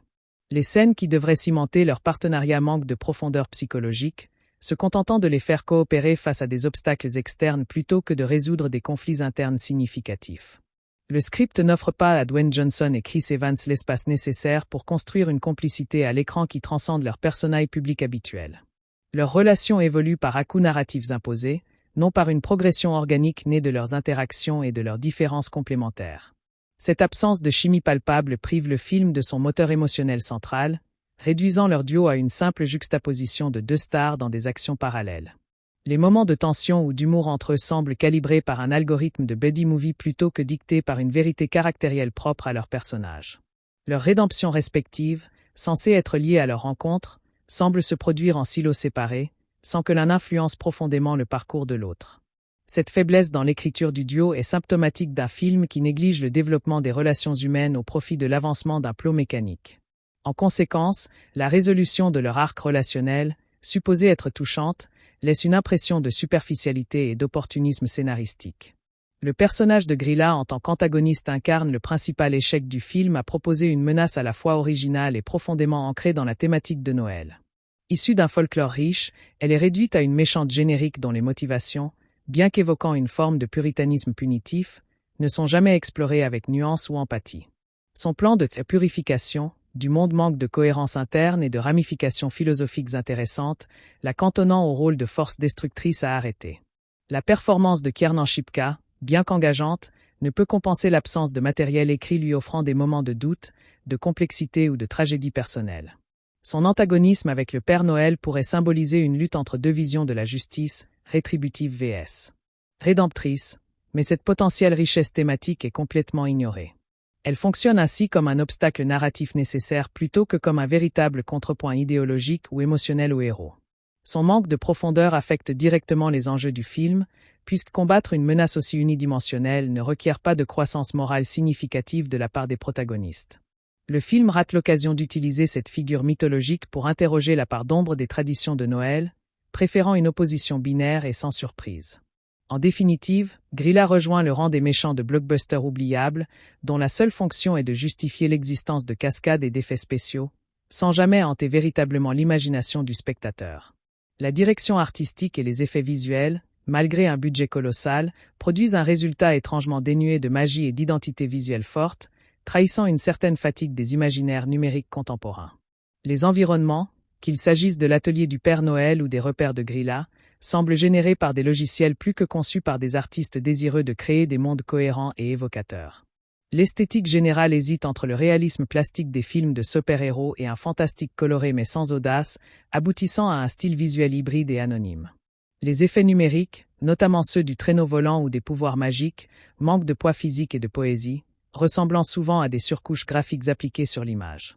Cette absence de beauté visuelle ou de trouvailles iconographiques est frappante pour un film dont le sujet appelle naturellement à l'émerveillement et à la création d'images mémorables.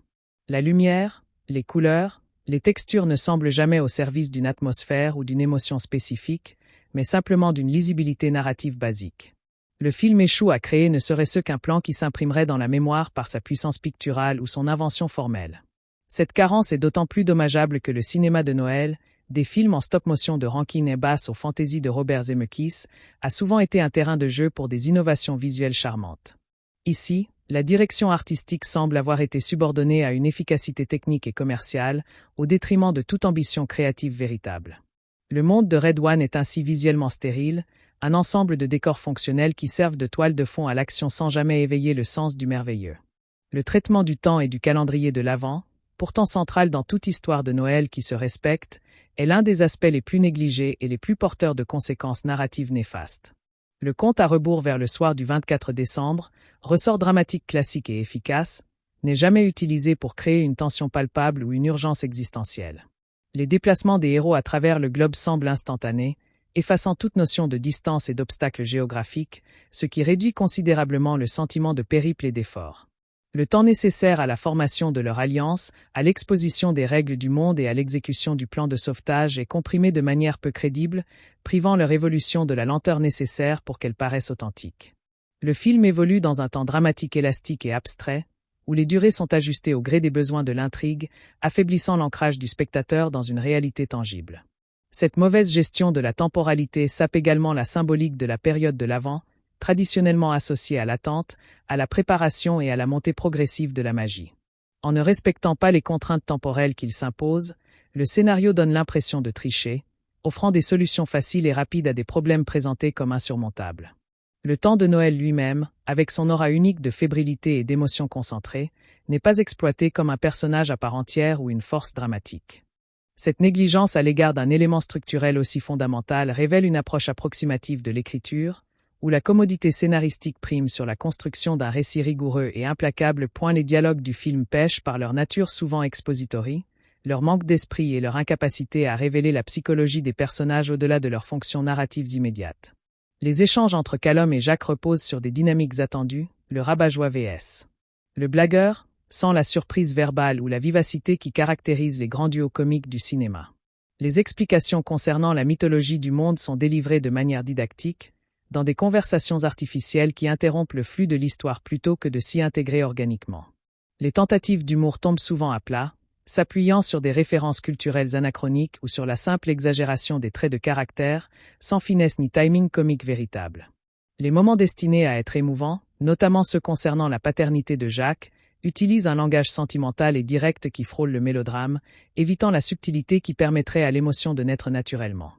Les personnages s'expriment rarement avec une voix distinctive qui trahirait leur histoire, leur peur ou leur désir caché. Ils parlent principalement pour faire avancer l'intrigue. Cette pauvreté dialogique trahit un manque de confiance dans la capacité de l'histoire à se raconter visuellement et dans l'intelligence du spectateur à saisir les implications. Les mots deviennent un simple véhicule d'information et de ponctuation émotionnelle appuyée, non un outil de caractérisation et de tension dramatique. En conséquence, les échanges sonnent faux et manufacturés, renforçant l'impression d'un film dépourvu de la spontanéité et de la vivacité d'un script ayant bénéficié de multiples réécritures attentives. La conception sonore et la bande originale, éléments pourtant capitaux pour installer l'atmosphère festive et épique, participent pleinement à l'impression de généricité et de manque d'inspiration qui émane de l'ensemble. La musique composée par Renan du compositeur, si connue aussi mécaniquement entre des thèmes orchestraux grandioses pour l'action et des variations sirupeuses sur des cantiques de Noël pour les scènes sentimentales, sans jamais trouver de voix propre. Aucun leitmotiv mémorable n'est associé au personnage ou à des idées forces, la magie, la famille, la rédemption. La partition se contentant d'accompagner les images de manière fonctionnelle et prévisible. Les effets sonores des gadgets, des portails magiques ou des créatures sont techniquement propres mais manquent singulièrement d'inventivité et de caractère, empruntant à une bibliothèque sonore générique de films fantastiques. L'utilisation de silences ou de moments musicaux plus intimes pour souligner les rares instants de drame personnel semble appliquée de manière mécanique, sans réelle sensibilité au contexte émotionnel spécifique. La conception sonore dans son ensemble ne cherche pas à créer une atmosphère auditive unique pour cet univers hybride, se contentant de juxtaposer des sons high-tech et des cloches traditionnelles sans les fusionner de manière créative. Elle ne parvient ni à émerveiller, ni à inquiéter, ni à émouvoir, demeurant un accompagnement discret et largement oubliable. Cette absence d'ambition auditive est le reflet parfait de l'approche globale du film. Une exécution professionnelle mais dépourvue de cette étincelle de créativité et de personnalité qui distingue les œuvres marquantes, même dans le registre du divertissement pur. La réception critique sévère et l'accueil public plus nuancé créent un fossé d'interprétation qui en dit long sur les attentes divergentes placées dans le cinéma de divertissement contemporain. Les critiques, évaluant l'œuvre à l'aune de critères artistiques, narratifs et techniques, ont unanimement déploré son manque d'originalité, sa construction algorithmique et son échec à exploiter son potentiel malgré des ressources colossales. Le public familial, en revanche, cherchant avant tout un divertissement facile et immersif pour les fêtes, a pu, dans une certaine mesure, passer outre ses défauts pour apprécier le rythme, l'humour et le sentiment chaleureux final. Ce décalage illustre la tension permanente dans le cinéma grand public entre la vision de l'auteur et les impératifs du produit de consommation, entre l'art et le commerce. Red One a visiblement été conçu et jugé comme un produit avant tout, ce qui explique la colère des critiques face à un gaspillage de moyens et l'indulgence relative d'une partie du public satisfaite du service rendu. Le score élevé des spectateurs sur certaines plateformes peut aussi s'expliquer par le phénomène de la « bulle de Noël », où la bienveillance et le désir de magie influencent positivement la perception d'une œuvre visionnée en période festive.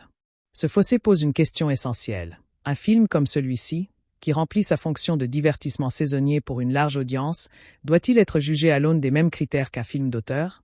Le cas de Red One montre que la réponse n'est pas simple et que le paysage cinématographique actuel accueille, souvent dans la même œuvre, un échec artistique et un succès fonctionnel relatif, selon le point de vue que l'on adopte pour l'évaluer. L'échec commercial relatif du film, malgré un marketing massif et un casting de stars, envoie un signal fort à l'industrie sur les limites d'une certaine formule hollywoodienne éculée.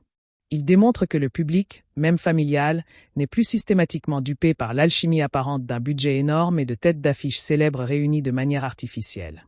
Les spectateurs sont de plus en plus en quête d'authenticité, de récits bien écrits et de personnages auxquels s'attacher, des qualités que les algorithmes et les tests de focus group ne peuvent pas garantir seuls. Le film a sans doute souffert de la comparaison avec des classiques de Noël intemporels, qui reposent souvent sur des budgets modestes mais une sincérité et une inventivité bien plus grandes. Il entre aussi en compétition avec une offre de divertissement domestique pléthorique, où un film doit offrir une expérience réellement unique ou qualitative pour justifier un déplacement en salle. L'échec de Red One rappelle que la magie du cinéma ne s'achète pas, mais se mérite par le talent, le cœur et une vision claire, des ingrédients qui semblent avoir manqué dans cette production malgré toutes ses ressources. Cet échec pourrait inciter les studios à reconsidérer leur approche des blockbusters familiaux, en misant davantage sur la créativité et moins sur des recettes prétendument infaillibles. Il constitue un avertissement contre la surproduction et la confiance excessive dans le star system comme unique garant du succès. Cependant, sa seconde vie en streaming pourrait atténuer cet échec financier à long terme, démontrant que les fenêtres de diffusion multiples redéfinissent aujourd'hui les notions mêmes de succès et d'échec pour une œuvre cinématographique. L'héritage de Red One dans le paysage cinématographique sera probablement celui d'une curiosité ambitieuse mais maladroite, un exemple d'étude pour les futures générations de producteurs et de scénaristes. Il restera comme le symbole des excès d'une époque où les budgets pouvaient exploser pour des films au concept certes grand public mais aux résultats artistiques médiocres. Son cas sera cité dans les discussions sur les risques du « film par comité » et sur la difficulté de transposer la magie simple et intime de Noël dans le format bruyant et spectaculaire du blockbuster moderne. Il pourrait aussi marquer un tournant dans la carrière de ses participants, les incitant peut-être à choisir des projets plus personnels ou mieux écrits à l'avenir. Pour le public, il deviendra sans doute un film de Noël mineur, que certains redécouvriront par curiosité sur les plateformes, sans jamais atteindre le statut de classique annuel incontournable. Son univers étendu, malgré ses défauts, pourrait inspirer des développements dans d'autres médias, comme des séries d'animation ou des romans, où ses idées auraient peut-être plus d'espace pour s'épanouir. Red One restera finalement un objet cinématographique fascinant à analyser, non pour ses qualités intrinsèques, mais pour ce qu'il révèle des mécanismes, des tensions et des erreurs de jugement de l'industrie du divertissement contemporaine. Il témoigne de la quête permanente, et souvent vaine, de capturer la magie insaisissable de Noël à coups de millions de dollars et d'effets numériques, oubliant que cette magie réside avant tout dans des histoires humaines, sincères et bien racontées. L'architecture narrative de Red One s'effondre sous le poids de ses ambitions contradictoires, tentant de servir une mythologie familiale tout en adoptant les oripeaux usés du buddy movie d'action. Cette dissonance fondamentale empêche le film de trouver un ton stable, oscillant sans grâce entre la leçon de morale édifiante et la séquence de poursuites frénétiques. Le scénario semble naviguer à vue, connectant des 7 pièces spectaculaires par des dialogues purement fonctionnels qui exposent la mythologie plus qu'ils ne la font vivre. L'intrigue de kidnapping, bien que servant de moteur, manque d'urgence palpable, les enjeux mondiaux étant évoqués mais rarement ressentis à une échelle humaine ou émotionnelle. Les péripéties s'enchaînent selon une logique de facilité, avec des solutions technomagiques apparaissant exactement au moment où le récit s'enlise, affaiblissant tout sentiment de tension ou de péril réel. La quête des héros manque de cette progression organique où chaque échec les enrichit et chaque victoire est chèrement acquise, tout leur étant finalement concédé sans véritable lutte intérieure. La structure en 3 actes est si rigide et prévisible qu'elle annihile toute possibilité de surprise, confinant l'expérience à un parcours de montagnes russes parfaitement balisé et sans frisson. La résolution finale, rétablissant un statu quo magique, semble aussi mécanique que le déclenchement de la crise, fermant la boucle narrative sans laisser d'écho ou de questionnement durable dans l'esprit du spectateur.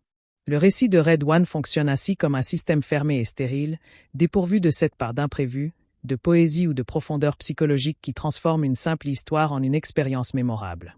L'interprétation des acteurs, malgré la puissance de feu staristique déployée, est entravée par des directives qui semblent les avoir cantonnés à une reproduction de leurs personnages publics les plus attendus. Dwayne Johnson incarne Callum Drift avec la carrure et le stoïcisme habituels, mais le rôle ne lui offre aucune faille, aucune vulnérabilité véritable qui permettrait de humaniser ce gardien de la magie. Chris Evans déploie le charme et l'autodérision qui ont fait son succès, mais le personnage de Jack O'Malley reste une esquisse, privé des nuances qui feraient de sa rédemption un voyage intérieur captivant. Leur alchimie à l'écran, élément crucial pour ce type de duo, peine à s'établir, chacun semblant jouer dans son propre registre sans parvenir à créer cette étincelle de complicité conflictuelle qui électrise les grands partenariats cinématographiques. Kiernan Shipka, en antagoniste, est contrainte à un surjeu mélodramatique qui frôle parfois le caricatural, faute d'un texte lui offrant des motivations complexes ou des moments de doute.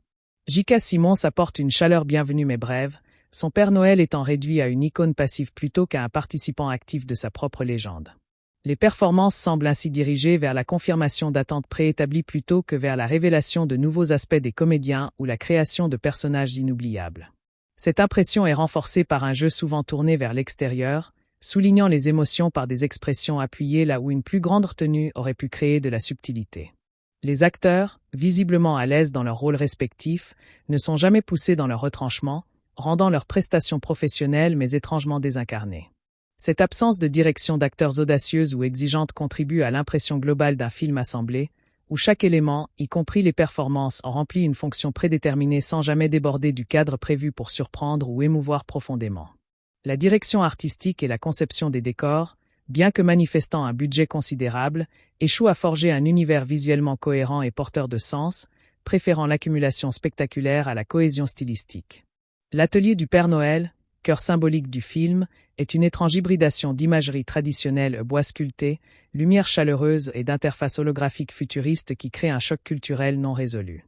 Les bases du Mora et de l'ELF empruntent lourdement à l'esthétique générique des QG d'agences secrètes de science-fiction, sans apporter de touches distinctives liées à la magie ou au folklore qu'elles sont censées administrer. Les différents lieux visités au cours de la quête semblent sortis de catalogues thématiques différents, passant du village enneigé de cartes postales aux repères de méchants gothiques sans transition visuelle ou atmosphérique maîtrisée. Les costumes, notamment l'armure high-tech de Callum ou les tenues de Grilla, manquent d'un design iconique, se contentant d'évoquer vaguement d'autres œuvres sans affirmer une identité propre. Même le traîneau du Père Noël, objet mythique par excellence, apparaît comme une création d'effets numériques sans âme, dépourvu du charme artisanal ou de la grâce qui pourrait en faire un personnage à part entière. Cette inconstance visuelle reflète l'indécision narrative du film, incapable de choisir entre la féerie intemporelle et la technofantasie clinquante. Le monde de Red One donne ainsi l'impression d'un parc à thème, où chaque zone est conçue pour une séquence précise mais sans lien organique avec les autres, empêchant toute immersion totale dans un univers fantastique crédible et habité. La direction artistique, en ne parvenant pas à unifier ces éléments disparates sous une vision forte, rate l'occasion de créer une iconographie durable pour ce nouvel écosystème de Noël, laissant à la place un fouillis esthétique qui fatigue l'œil plus qu'il ne l'émerveille. Le traitement du temps et de la temporalité dans le récit constitue une faiblesse structurelle majeure, sapant le développement des personnages et l'urgence de la mission.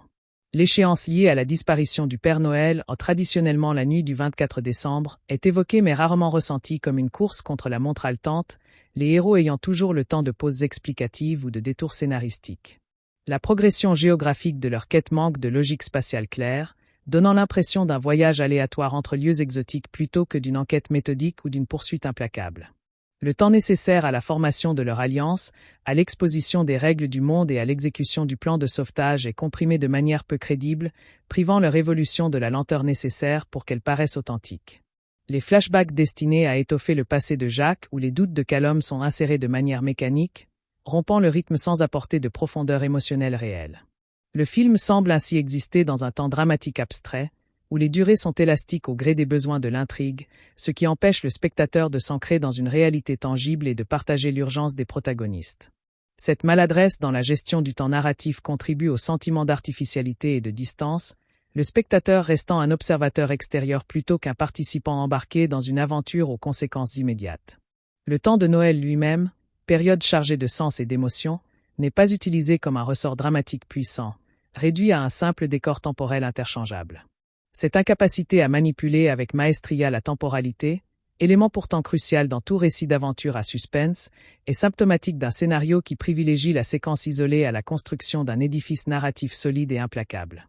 Les dialogues de Red One tombent souvent dans le piège de l'exposition littérale ou du clin d'œil autoréférentiel, manquant de la finesse, du sous-texte et de l'esprit qui pourrait vivifier les personnages et leurs relations.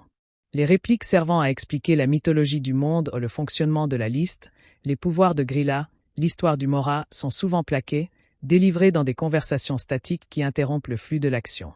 Les tentatives d'humour reposent fréquemment sur des références culturelles anachroniques ou sur la dynamique attendue du rabat-joie face aux blagueurs, sans la surprise ou l'inventivité verbale qui font les grands duos comiques.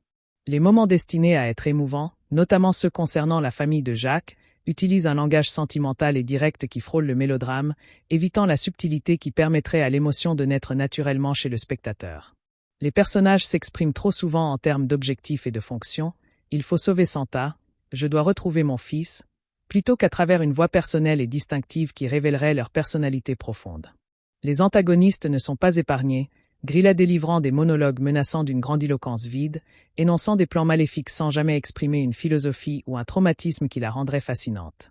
Cette pauvreté dialogique trahit un manque de confiance dans la capacité de l'histoire à se raconter visuellement et dans l'intelligence du public à saisir les implications.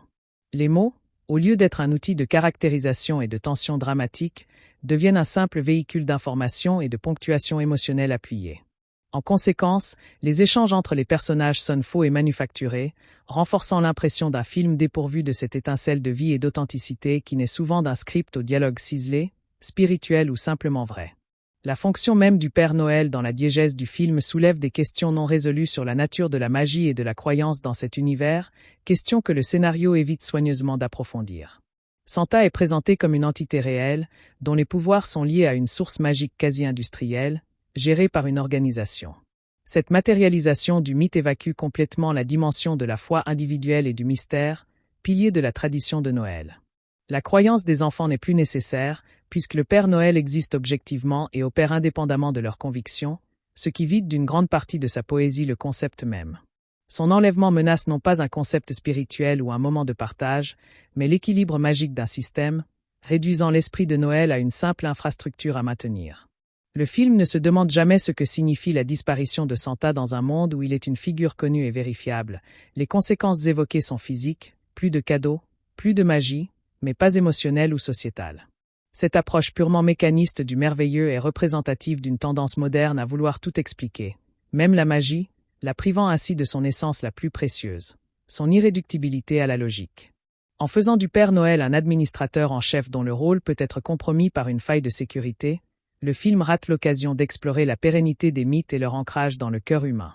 Santa devient un objet, un trésor à récupérer, et non le symbole vivant d'une idée plus grande. Ce traitement superficiel du cœur même du mythe de Noël est peut-être l'une des plus grandes déceptions du film, trahissant une incompréhension fondamentale de ce qui rend cette figure intemporelle et universellement chérie, au-delà des cadeaux et des reines. L'utilisation des créatures du folklore, au-delà de Grilla, comme Krampus, relève davantage du caméo décoratif que d'une intégration significative à la mythologie du film. Ces figures, riches de sens dans leur culture d'origine, sont réduites à des obstacles ou des sbires au service de l'antagoniste, privées de leur contexte symbolique et de leur potentiel narratif. Krampus, traditionnellement le châtieur des enfants méchants, complément sombre de Saint-Nicolas, n'est ici qu'une brute musclée à affronter dans un combat physique absurde. Sa présence, au lieu d'interroger la dualité de Noël, récompense et punition, lumière et ombre, n'est qu'un prétexte à une scène d'action comique qui galvaude la complexité du personnage. D'autres créatures potentiellement évoquées dans l'univers du Mora ne sont sans doute que des allusions visuelles ou des noms lancés, sans être explorés. Cette approche consumériste du folklore, pillant des mythologies pour leur valeur exotique immédiate sans respect pour leur substance, participe à l'appauvrissement du world-building. Ces êtres ne font pas partie d'un écosystème mythologique cohérent. Ils sont des emprunts isolés, jetés dans le mélange pour ajouter de la couleur et de la menace sans effort d'intégration. Le film aurait pu construire une fascinante bureaucratie du merveilleux où chaque créature a un rôle, un statut, des revendications, mais il préfère les utiliser comme de la chair à canon narrative ou des éléments de décor. Cette superficialité dans le traitement des traditions populaires témoigne d'un manque de curiosité et de respect pour les sources d'inspiration, transformant des figures culturelles complexes en simples accessoires au service d'un spectacle générique. Elle prive le film d'une profondeur et d'une richesse symbolique qui aurait pu l'élever au-dessus du lot des blockbusters standardisés. La place et la représentation de la technologie dans l'univers de Red One crée un paradoxe insoluble qui mine la crédibilité de sa fantaisie. D'un côté, la magie est présentée comme une force ancienne et naturelle, liée au Père Noël et aux esprits folkloriques. De l'autre, elle est gérée, canalisée et sécurisée par une technologie de pointe qui ressemble à s'y méprendre à celle des films de super-espions. Le film ne définit jamais clairement la relation entre ces deux forces. La technologie contrôle-t-elle la magie, l'amplifie-t-elle, ou simplement la surveille-t-elle? Cette ambiguïté affaiblit les règles internes de l'univers, rendant les solutions aux problèmes arbitraires, soit on utilise un sort, soit on hackait un système. Les gadgets utilisés par Callum, par exemple, semblent souvent redondants face au pouvoir magique qu'il est censé protéger, posant la question de la nécessité de cette hybridation. L'esthétique technologique choisie, hologramme bleuté, interface tactile est d'un futurisme générique des années 2010, qui vieillira mal et ne contribue pas à une identité visuelle unique.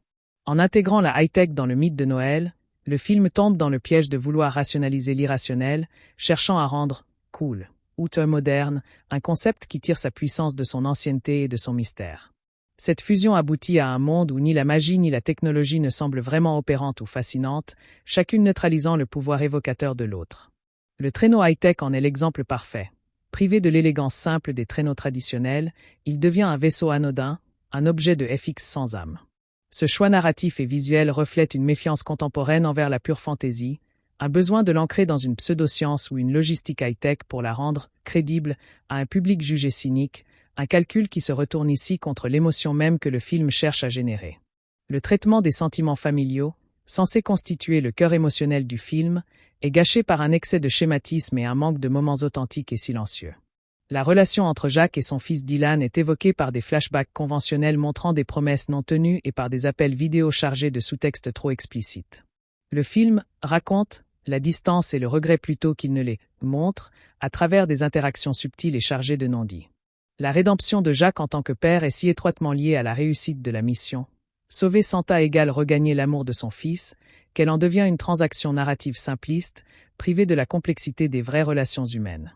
La famille de Callum, si elle est mentionnée, reste un mystère, son engagement pour la famille du Père Noël servant de substitut vague à un développement personnel plus concret.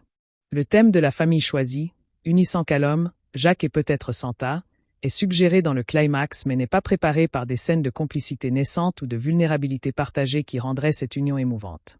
Les émotions sont toujours annoncées par la musique ou par des regards appuyés, comme si le film ne faisait pas confiance à la puissance de son propre récit pour les faire naître naturellement. Cette approche mécanique du sentiment transforme des thèmes universels et puissants en l'amour paternel, la loyauté, le pardon en élément de scénario à cocher, dépourvu de la charge affective qui pourrait justifier l'investissement du spectateur. Le film cherche à toucher sans prendre le temps de construire les fondations émotionnelles nécessaires, espérant que la simple évocation de ces grands thèmes suffira à émouvoir, une stratégie qui se révèle inefficace et laisse un arrière-goût de manipulation superficielle. La promesse initiale d'un film d'action-aventure de Noël de grande envergure se dissout finalement dans une expérience cinématographique qui, malgré ses moyens colossaux, échoue à créer ne serait-ce qu'un seul instant de véritable magie ou de tension mémorable. Chaque séquence, chaque gag, chaque révélation mythologique semble avoir été testée pour un impact immédiat mais calculé, évitant soigneusement toute aspérité, tout risque, toute émotion trop brute qui pourrait déstabiliser le public cible. Le film est lisse à l'excès, un produit fini et poli dont on a ôté toute vie organique au nom de la sécurité commerciale. Il ressemble à ces décorations de Noël en plastique brillant, colorées, identifiables, mais froides au toucher et dépourvues de l'histoire et du charme des ornements anciens. En voulant moderniser la légende, il l'a vidée de son essence. En voulant élargir son public, il a créé une œuvre sans personnalité forte. En dépensant sans compter, il a prouvé que l'argent ne pouvait acheter l'ingrédient le plus crucial, une âme. Red One restera peut-être comme un exemple de la loi des rendements décroissants appliquée au cinéma blockbuster, où l'addition de plus d'étoiles, plus d'effets et plus de dollars finit par étouffer la simple joie de raconter une bonne histoire. Son échec, à la fois artistique et commercial relatif, est un constat triste mais instructif sur l'état d'une certaine industrie du rêve, devenue si habile à fabriquer des simulacres qu'elle en a oublié la recette des rêves eux-mêmes. L'impact de Red One sur le genre du film de Noël pourrait s'avérer paradoxalement bénéfique s'il conduit à une réflexion sur les excès et les échecs d'une approche purement calculée du merveilleux festif. En exhibant les limites d'une formule trop appuyée sur le star system et les effets numériques, il pourrait indirectement valoriser les productions aux ambitions plus modestes mais au cœur plus authentique. Le film pourrait servir de repoussoir, rappelant aux créateurs que la magie de Noël réside dans l'intimité, la sincérité et les émotions simples, difficilement reproductibles à coups de budget pharaonique. Son échec pourrait encourager les studios à prendre des risques narratifs plus grands, à explorer des voies moins balisées que le buddy movie d'action, et à faire davantage confiance à des voies originales pour raconter des histoires de fête. Il pourrait aussi rappeler l'importance cruciale du scénario et du développement des personnages, éléments souvent négligés au profit du packaging dans les grosses productions. En cela, Red One pourrait avoir une valeur pédagogique inattendue, démontrant par l'absurde ce qu'il ne faut pas faire pour capturer l'esprit de Noël à l'écran. Son héritage le plus durable pourrait être de libérer la créativité en montrant les écueils d'une approche trop corporative, poussant peut-être à un retour vers des formes plus audacieuses ou plus traditionnelles de cinéma festif. Ce serait là un succès paradoxal pour un film dont l'ambition première était de devenir un classique instantané, mais qui pourrait finalement contribuer à renouveler le genre en incarnant une impasse stylistique et narrative. Le contraste entre les ambitions affichées de Red One et son exécution finale offre une étude de cas fascinante sur les dysfonctionnements possibles dans la chaîne de production d'un blockbuster contemporain. Entre le pitch original prometteur et le film sorti en salle, un processus de dilution créative semble s'être opéré, transformant une idée potentiellement novatrice en un produit conforme aux attentes supposées du marché. Les choix de casting, bien que prestigieux, semblent avoir été dictés par des impératifs de notoriété internationale plus que par une adéquation profonde avec les rôles ou une alchimie testée. Le développement du scénario, confié à un spécialiste des franchises d'action, a peut-être privilégié la structure éprouvée au détriment de la prise de risque narrative et de l'exploration des thèmes. La réalisation, bien que compétente, manque de la patte distinctive qui aurait pu unifier les éléments disparates et insuffler une véritable personnalité au projet. Les retards et les rumeurs de dépassement budgétaire suggèrent des problèmes en coulisses en réécriture, reshoot, conflits créatifs ou qui ont pu dénaturer la vision initiale. Le film final donne l'impression d'un compromis, d'un consensus atteint après de multiples concessions, où l'originalité a été sacrifiée sur l'autel de la sécurité commerciale. Cette observation renforce l'idée que les films les plus chers sont parfois les moins libres, prisonniers d'un système d'attente et de contraintes qui étouffe l'audace créative. Red One apparaît ainsi comme le résultat typique d'une production où trop d'intérêts et trop de capitaux en jeu ont fini par neutraliser la possibilité d'une œuvre forte et cohérente, aboutissant à un produit lisse et inoffensif mais dépourvu de réelle personnalité. La place de Red One dans la filmographie de ses principaux artisans mérite d'être considérée, car elle pourrait représenter un point de bascule ou une parenthèse révélatrice de leur trajectoire respective. Pour Dwayne Johnson, le film s'inscrit dans une série de blockbusters familiaux où il incarne une figure protectrice et physiquement dominante, consolidant son personnage public mais sans en explorer les facettes plus sombres ou vulnérables. Pour Chris Evans, c'est l'occasion de jouer la carte du charme espiègle post-Captain America, mais dans un cadre qui n'exploite pas pleinement son talent pour l'autodérision ou la profondeur émotionnelle. Pour le réalisateur Jacques Kasdan, c'est une tentative de réitérer le succès de Jumanji. Bienvenue dans la jungle en appliquant la même formule à un nouveau folklore, mais sans parvenir à capturer la même alchimie ni le même sens de l'aventure débridée. Pour la scénariste Chris Morgan, c'est l'application de sa méthode éprouvée, famille de sang ou de cœur, action spectaculaire, humour décalé, à un univers différent, avec des résultats cette fois nettement moins convaincants. Le film pourrait être perçu comme un exemple des limites rencontrées lorsque des talents habitués au succès dans un certain type de production répètent une formule sans renouvellement significatif. Il pourrait inciter chacun, face à la réception mitigée, à reconsidérer ses choix de projets futurs, à rechercher des défis plus risqués ou des collaborations plus inattendues. Dans cette perspective, Red One pourrait marquer la fin d'un cycle pour ses participants, les poussant à évoluer artistiquement après avoir atteint les limites d'une certaine manière de faire du cinéma populaire. Ce serait alors un échec fertile, un catalyseur pour des œuvres futures plus abouties et plus personnelles de la part de cette équipe de talents incontestables. La comparaison entre Red One et d'autres tentatives de modernisation ou d'élargissement de la mythologie de Noël au cinéma permet de mieux cerner ces échecs spécifiques. Des films comme Le Pôle Express ou L'étrange Noël de Monsieur Jacques ont su, malgré leurs moyens et leurs innovations techniques, préserver un cœur émotionnel sincère et une vision d'auteur forte. Le Pôle Express, bien que critiqué à sa sortie pour son animation en capture de mouvement, propose une méditation poétique et mélancolique sur la fin de l'enfance et la persistance de la croyance. L'étrange Noël de Monsieur Jacques réinvente complètement l'esthétique et l'humour des films de Noël tout en conservant un message sur l'acceptation de la différence et la recherche de sa place. Red One, en revanche, ne propose pas de vision personnelle ou de réinterprétation audacieuse. Il se contente de plaquer des codes d'un genre, le buddy movie d'action, sur un autre, le film de Noël, sans fusionner leurs essences. Même des productions plus modestes comme Noël à tous les étages ou le Noël des Morgan parviennent souvent à créer une alchimie humaine et un sentiment de chaleur qui fait défaut ici. Cette comparaison montre que le problème n'est pas l'ambition de renouveler le genre, mais l'approche purement mécanique et commerciale de cette ambition. Red One échoue parce qu'il traite la mythologie de Noël comme un simple décor, un prétexte à une aventure générique, sans chercher à en explorer la substance émotionnelle, philosophique ou sociale.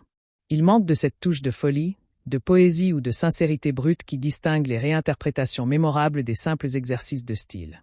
En cela, il rejoint le rang des films qui utilisent Noël comme un label marketing plus que comme une source d'inspiration narrative et thématique profonde. L'analyse des scènes d'action de Red One révèle leur nature fondamentalement déconnectée de toute progression émotionnelle ou thématique, réduite à des parenthèses spectaculaires dans un récit qui ne les justifie pas pleinement. Les combats, bien que chorégraphiés avec compétence, manquent de poids physique et de conséquences, les protagonistes semblant rarement en vrai danger ou poussés dans leurs retranchements moraux. La fameuse scène du « Krampusschlapp » résume cette déconnexion.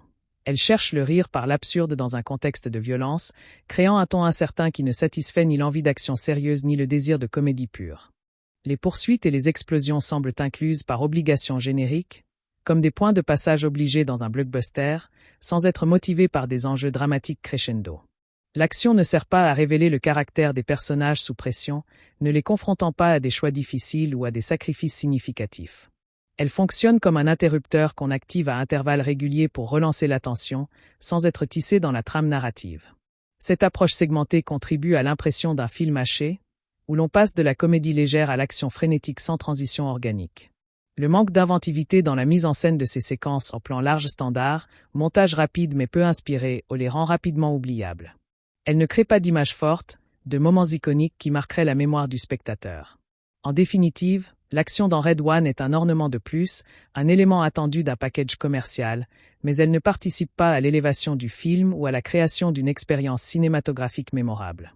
Elle est le symptôme d'une production qui a misé sur la forme sans se préoccuper de lui donner un fond, un sens ou une nécessité narrative. Le marketing et la campagne de promotion de Red One, massif et omniprésent, ont sans doute contribué à créer un décalage contre-productif entre les attentes soulevées et la réalité du film. En présentant l'œuvre comme l'événement familial de l'année, la nouvelle franchise de Noël et la réunion de deux des plus grandes stars du monde, la communication a placé la barre à un niveau presque impossible à atteindre. Elle a promis une expérience spectaculaire, novatrice et émotionnelle, là où le film délivre finalement un divertissement conventionnel et sans surprise.